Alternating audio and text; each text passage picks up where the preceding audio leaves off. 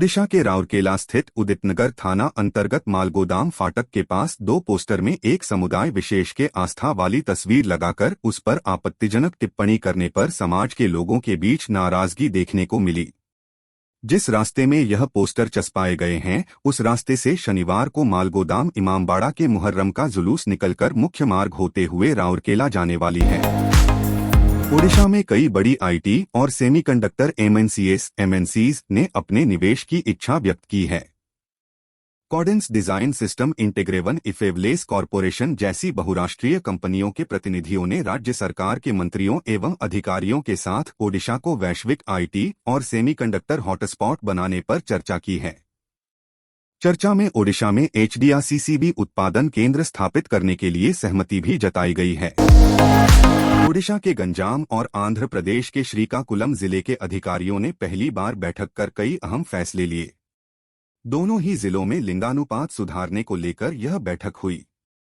इसमें अल्ट्रासाउंड केंद्रों का औचक निरीक्षण करने, भ्रूण के लिंग निर्धारण में शामिल बिचौलियों की पहचान करने और भ्रूण हत्या पर कानूनी कार्रवाई करने के लिए टास्क फोर्स का गठन करने जैसे फैसले लिए गए हैं। ओडिशा के अनुगुल में 6 दिनों से लापता एक किशोर का शव शुक्रवार को पेड़ से लटका हुआ मिला।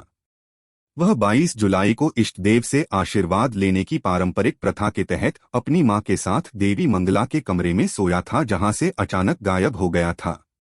ग्रामीणों को संदेह है कि नाबालिग की नरबली दी गई है।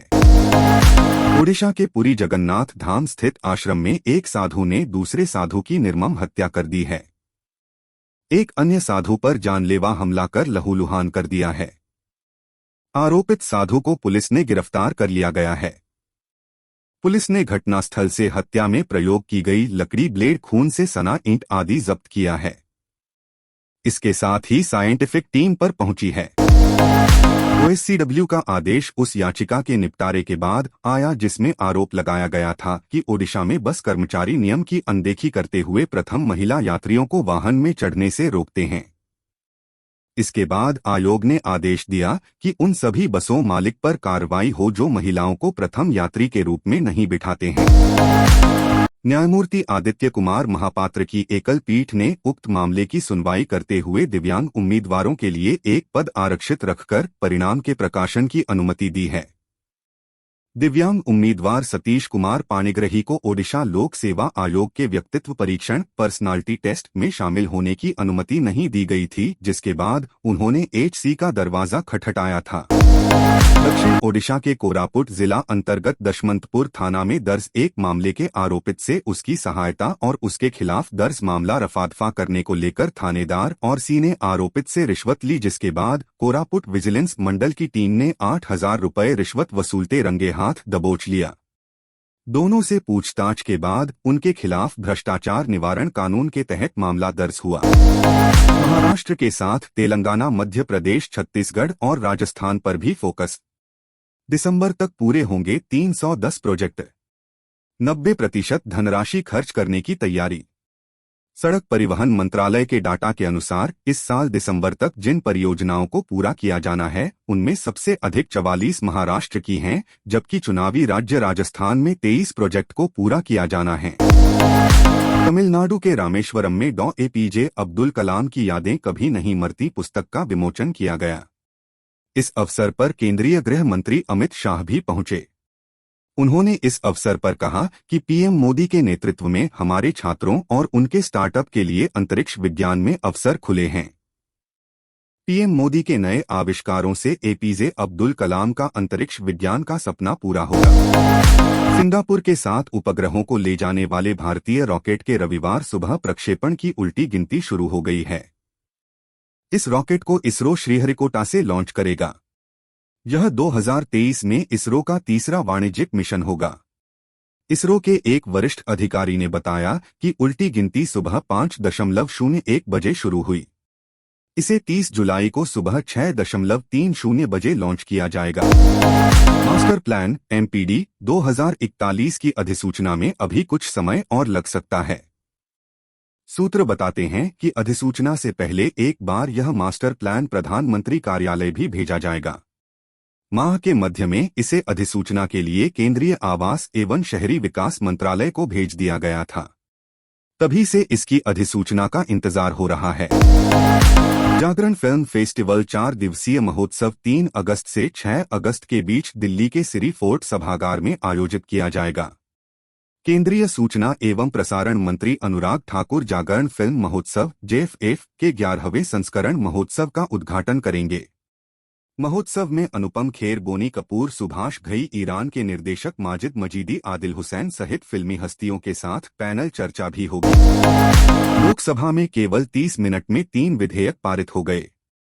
इनमें खान और खनिज विकास और विनियमन संशोधन विधेयक 2023, राष्ट्रीय नर्सिंग और मिडवाइफरी आयोग विधेयक 2023 और राष्ट्रीय दंत चिकित्सा आयोग विधेयक 2023 शामिल हैं। इस विधेयक को संक्षिप्त चर्चा के बाद पारित किया गया। केंद्रीय मंत्री प्रहलाद जोशी ने विधेयक पर संक्षिप्त चर्चा का उत्तर देते हुए उन्होंने कहा कि यह विधेयक खनन क्षेत्र में महत्वपूर्ण बदलाव लाएगा। नई राष्ट्रीय शिक्षा नीति NEP के अमल को 3 साल पूरा होने के मौके पर शिक्षा मंत्रालय 2 दिवसीय अखिल भारतीय शिक्षा समागम का आयोजन करने जा रहा है। 29 और 30 जुलाई को नई दिल्ली के प्रगति मैदान पर आयोजित समागम का शुभारंभ प्रधानमंत्री नरेंद्र मोदी करेंगे। इसी बीच प्रधानमंत्री मोदी ने कहा कि अखिल भारतीय शिक्षा समागम का हिस्सा बनने के लिए उत्सुक हूं। G20 समिट भारत में ब्रिटेन के उच्चायुक्त एलेक्स एलिस ने शुक्रवार को कहा, ब्रिटेन के प्रधानमंत्री G20 शिखर सम्मेलन में भाग लेने के लिए बहुत उत्सुक हैं। एलिस ने कहा कि प्रधानमंत्री ने बताया कि यह काफी अच्छी बात है कि भारत G20 की अध्यक्षता कर रहा है। भारत 1 दिसंबर 2022 से इस समूह की अध्यक्षता संभाल रहा है। कांग्रेस के पूर्व अध्यक्ष राहुल गांधी ने शुक्रवार को भाजपा पर जमकर हमला बोला है। उन्होंने फेसबुक पर एक पोस्ट में कहा कि जो देश अपनी महिलाओं का सम्मान नहीं करता वह कभी आगे नहीं बढ़ सकता। राहुल ने आरोप लगाया कि सत्ता के लोभ में भाजपा महिला सम्मान और देश के आत्मसम्मान दोनों के साथ खिलवाड़ कर रही है। पाकिस्तान इन दिनों कई तरह की परेशानियों से जूझ रहा है। इसी बीच बिजली की आपूर्ति पाक के लिए एक नई चुनौती बनकर उभर सकता है। दरअसल एक रिपोर्ट में कहा गया है कि अगले दशक में देश में बिजली की मांग 48% बढ़ जाएगी, जिसके लिए पाकिस्तान को संबंधित समय सीमा के भीतर बिजली संयंत्र बनाने और अतिरिक्त सस्ते बिजली स्रोत लाने की आवश्यकता हो सकती है। व्हाइट हाउस ने कहा कि अमेरिकी राष्ट्रपति जो बाइडन 18 अगस्त को वाशिंगटन में अपने दक्षिण कोरियाई समकक्ष यूं सुक येओल और जापानी प्रधानमंत्री फुमियो किशिदा के साथ एक शिखर सम्मेलन की मेजबानी करेंगे। सभी नेता मुख्य रूप से उत्तर कोरिया के विकसित हो रहे परमाणु और मिसाइल कार्यक्रमों से उत्पन्न खतरों पर चर्चा करेंगे। बिग बॉस शो में लड़ाइयां तो खूब होती रहती हैं। कम ही बार ऐसा होता है जब किसी के बीच अपनापन देखने को मिलता हो। इस बार के शो में मनीषा रानी, अभिषेक मल्हान और एल्विश यादव के बीच ऐसी ही बॉन्डिंग देखने को मिल रही है। बीते एपिसोड में ऐसा ही कुछ हुआ जब एल्विश ने मनीषा को वार्डरोब मालफंक्शन के दौरान बचा लिया। सुष्मिता सेन ने पिछले कुछ वर्षों में OTT प्लेटफॉर्म पर भी अपनी धाक जमा ली है। आर्या और आर्या 2 के बाद वह ताली वेब सीरीज लेकर सुर्खियों में हैं। ताली वेब सीरीज टीजर भी सामने आ गया है। सुष्मिता सेन ने गौरी सावंत का किरदार निभाया है, जो सोशल वर्कर के हित के लिए काम करती है। अमेजन प्राइम पर 21 जुलाई को रिलीज हुई फिल्म बवाल में वरुण धवन को इतिहास के टीचर अजय दीक्षित के रोल में पसंद किया जा रहा है। वहीं हाउसवाइफ बनी जाह्नवी कपूर की परफॉर्मेंस ने भी दिल जीत लिया है। लेकिन फिल्म में कुछ सीन हैं जिन्हें लेकर इजरायल एम्बेसी ने आपत्ति जताई है। उन्होंने सोशल मीडिया की निंदा की है। संजय दत्त बॉलीवुड इंडस्ट्री एक्टर हैं। उन्होंने कई अच्छी फिल्मों में दमदार एक्टिंग की है। संजय दत्त ने साउथ स्टार यश की फिल्म KGF 2 में काम किया था, जिसके बाद वह एक बार फिर पैन इंडिया फिल्म में नजर आएंगे। वह डायरेक्टर पुरी जगन्नाथ की फिल्म डबल में देखे जाएंगे। फिल्म से उनका लुक रिवील किया जा चुका है। नुसरत भरूचा आज किसी परिचय की मोहताज बनकर नहीं रह गई हैं। उन्होंने सोनू के टीटू की स्वीटी और प्यार का पंचनामा जैसी कई फिल्में की हैं। इसके बाद फिल्म छोरी में नुसरत ने हमेशा से कुछ अलग और हटकर किया। सेल्फी उनकी आखिरी फिल्म थी और अब वह फिल्म अकेली के साथ दर्शकों के बीच हाजिर हैं। फिल्म का टीजर जारी कर दिया गया है। इंग्लैंड के गेंदबाजों ने एशेज सीरीज और अंतिम टेस्ट मैच को दूसरे सत्र में ऑस्ट्रेलिया की पहली पारी में विकेट लेकर मैच में टीम की वापसी कराई। लंच के बाद 5वीं गेंद पर स्टुअर्ट ब्राड ने उस्मान ख्वाजा 47 को आउट किया और इसके बाद ट्रेविस हेड 0-4 को एशेज में अपना 150वां शिकार बनाया। भारत के पूर्व बल्लेबाज आकाश चोपड़ा ने गुरुवार को वेस्टइंडीज के खिलाफ पहले वनडे में तेज गेंदबाज उमरान मलिक के कम उपयोग के लिए टीम मैनेजमेंट है। उमरान को सीरीज के शुरुआती मैच वर्सेस ओडीआई के लिए प्लेइंग 11 में चुना गया था, लेकिन उन्होंने केवल 3 ओवर फेंके और 1 विकेट लेने में भी असफल रहे।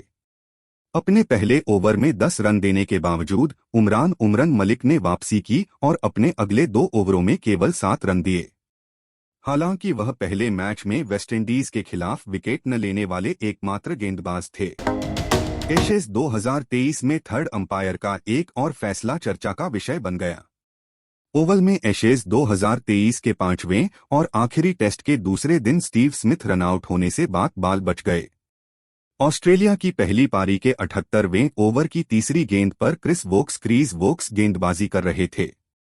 स्टीव स्मिथ ने ओवर की तीसरी गेंद को मिडविकेट की ओर मारा और डबल लेने की कोशिश की। गेंद को इंग्लैंड के फील्डर जॉर्ज एल्हम ने पकड़ा। उन्होंने तेजी से इसे विकेटकीपर जॉनी बेयरस्टो की ओर फेंक दिया। आज हम आपके लिए दमदार रेंज के साथ आने वाले स्कूटर की लिस्ट लेकर आए हैं। भारत में होंडा सबसे अधिक 2 व्हीलर की सेल करने वाली कंपनी में से एक है। इस स्कूटर में BS6 मानक वाला Activa 6G 109.51 CC single cylinder fuel injected engine है, जो 7.79 PS का पावर और 8.84 Nm का पीक टॉर्क जनरेट करता है। मार्केट में एक्टिवा का क्रेज अलग ही है। टीजर में टू लीव बिहाइंड ऑफ शब्द के माध्यम से इस बाइक को संबोधित किया गया है। हालांकि आगामी बाइक के बारे में सीमित जानकारी उपलब्ध है, लेकिन इसमें होंडा यूनिकॉर्न के साथ कुछ डिजाइन एलिमेंट और इंजन साझा होने की संभावना है। Honda motorcycle and scooter India एक नई 160 सीसी कम्यूटर मोटरसाइकिल के साथ अपने प्रोडक्शन लाइनअप का विस्तार करने के लिए तैयार है। टाटा पंच CNG में एक स्प्लिट टैंक सेटअप देगी। टैंक को बूट फ्लोर में फिट किया गया है। टैंक की क्षमता 30 लीटर है। कंपनी ने बूट स्पेस की क्षमता में कोई कमी नहीं छोड़ी है। पंच के रेगुलर वेरिएंट में 366 लीटर का बूट स्पेस मिलने की संभावनाएं हैं। कयास लगाया जा रहा है कि अपकमिंग CNG कार अगले महीने तक आ सकती है।